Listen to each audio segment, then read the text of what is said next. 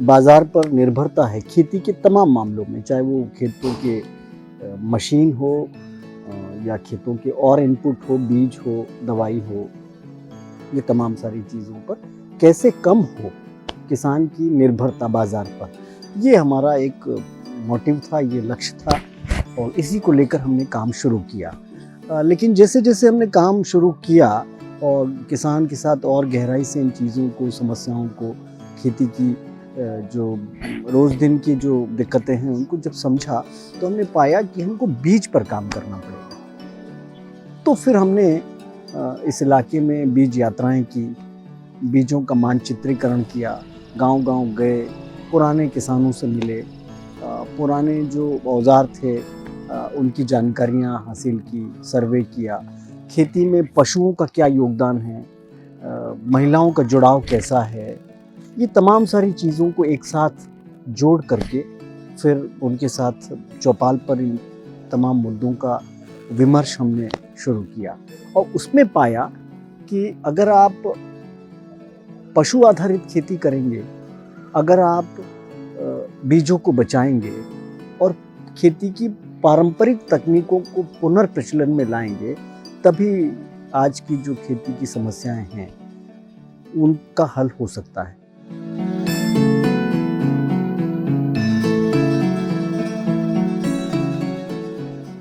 साथियों, जैसे कि ये सामुदायिक बीज बैंक है, जिसका नाम ही वही है कि सामुदायिक, मतलब सारे समाज के लोगों का है, सब जो यहाँ पे लोग हैं जुड़े हुए उनका बीज बैंक है। और बीज बैंक से मतलब यही है कि आप कुछ जमा करो और कुछ उसमें से निकालो। तो इसमें क्या है कि बीज एक अपन प्राकृतिक खेती, जैविक खेती, सजीव खेती जिसकी भी अगर बात करते हैं तो बीज की महत्वपूर्ण भूमिका है। और उसमें भी देसी बीज का, अगर आप प्राकृतिक खेती की बात करते हो तो उसमें देसी बीजों का क्या है कि खेती में बहुत महत्व है। अगर वो अपने ही यहाँ का लोकल बीज है तो अपने यहाँ की परिस्थिति, गर्मी, ठंड, वातावरण के अनुकूलित है। जैसे हमने, अगर मैं यहाँ अपने बात करूँ, हमने जैव विविधता ब्लॉक में लद्दाख का गेहूँ ला के लगाया, तो वो हमारे परिस्थिति के अनुसार नहीं है, वहाँ का क्लाइमेट अलग है, हमारे यहाँ का क्लाइमेट है, तो वो सर्वाइव नहीं हो पाया। इसलिए क्या है कि बीज का सबसे ज़्यादा महत्वपूर्ण है, और वो भी देसी बीज। जो हमने जो बीज बैंक बनाया, इसमें आपको पारंपरिक बीज है जो पुराने वर्षों से चले आ रहे हैं, बाप दादाओं के ज़माने से चले आ रही है। मक्का की प्रजातियां हैं, 5 प्रजातियां हैं, भिंडी की 5 से 7 प्रजातियां हैं,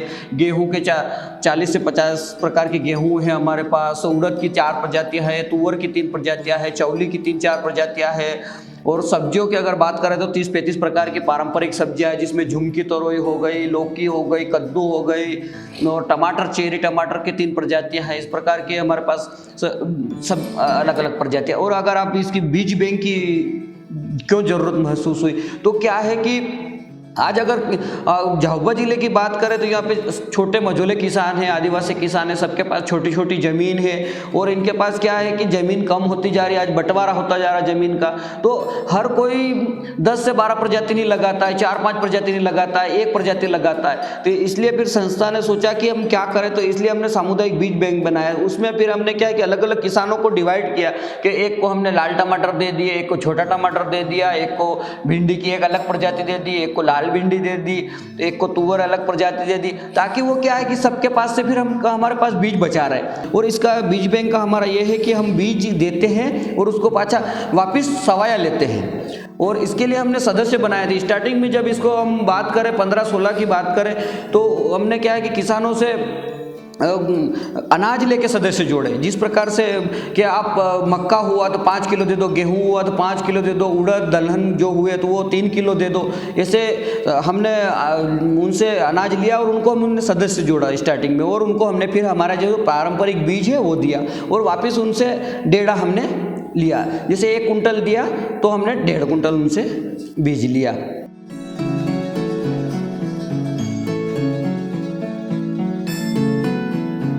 सबसे बड़ी है वो है खेती की लागत का बढ़ जाना। खेती में जो इनपुट डाला जा रहा है वो उसकी कीमत, उसकी लागत बहुत बढ़ गई है। उसके अनुपात में जो उपज है वो उतनी नहीं मिल पा रही है।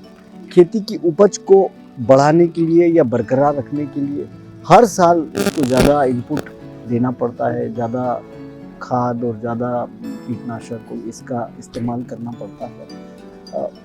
एक तो ये है। दूसरा, जो मसला है वो ये है कि जो नौजवान पीढ़ी है उसको खेती में रुचि नहीं है, क्योंकि ये तमाम सारी चीज़ें हैं ना, खेती ज़्यादा समय मांगती है, ज़्यादा मेहनत मांगती है, ज़्यादा उनका फोकस मांगती है, और वो आज की पीढ़ी करने को तैयार नहीं है। अच्छा, आज की पीढ़ी को तुरंत परिणाम चाहिए, उसके पास धैर्य नहीं है।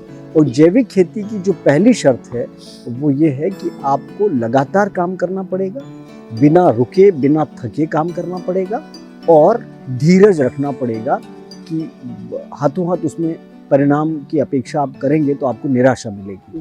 तो ये चीज़ें अगर आपके स्वभाव में है तो आप जैविक खेती के रास्ते पर सफल किसान हो सकते हैं। और हमने इस तरह के किसान खोजे हैं।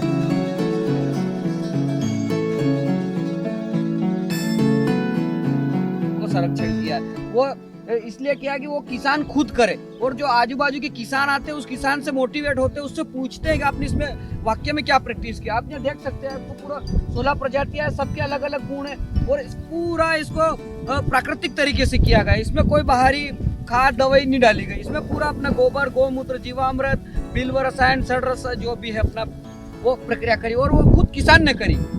तो उससे क्या है कि किसान उसको पूछते हैं। आप देख सकते हो ये पिस्सी है, और ये इसी का यही है कि आप देख सकते हो यहाँ 16 में से 8, 10, 12 प्रजाति कट चुकी। तो यही इससे पता चलता है कि ये कितने ड्यूरेशन की, 110 दिन की, 120 दिन की, 130 दिन की है, कितने पानी की है।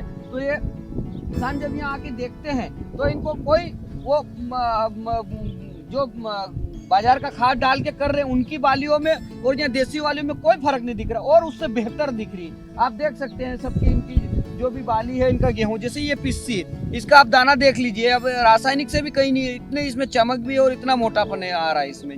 ये इसलिए हमने यहाँ गांव में लगाया ताकि किसान खुद किसान से बात करके सीखे। और यहाँ पे कम से कम 50-60 लोग आके, और 10-15 लोग डेली आते देखने के लिए कि इन्होंने क्या क्या कर रखा है इसमें। और वो हमारे जाने के बाद किसान से पूछते हैं वाक्य में तूने इसमें क्या प्रैक्टिस करी है।